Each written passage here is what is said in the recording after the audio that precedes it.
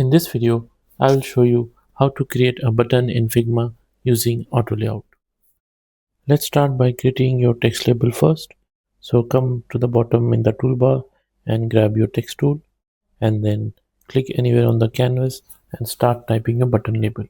I will type here get started and then come up to the right side in the properties panel and change the font to enter,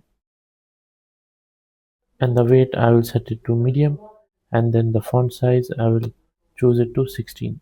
Now after we have typed our label, then click on the label and then click on Shift plus A to make it into an auto layout frame.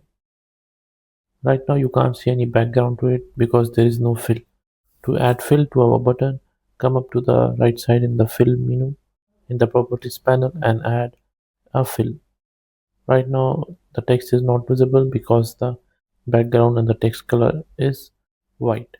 You can also change the text color by clicking on the label and then coming up to the fill menu over here and then drag the slider and make it to whatever you want. Again then come up to the frame and I will change the button color to blue by clicking under the fill menu and then dragging the slider to the bluish area. Once that's done, again I will click on my label and I will change the font color to white. Once this is done, then I will modify my button. Then come up to the corner radius and type 8. That will make the corners of your button rounded. And then come up to the padding section over here. Horizontal padding, make it 24, and the vertical padding, I will make it 12. So this is our auto layout button we have created in Figma. This button will resize according to whatever text you type inside it. Let's change the button label. Suppose if you have a shorter text button like submit, the button will resize it automatically.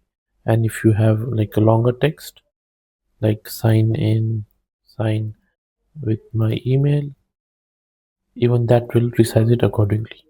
And that's it. In just 5 minutes, you have created a fully responsive button using auto layout in Figma. If you found this video helpful, don't forget to like and subscribe for more Figma tips. Thanks for watching.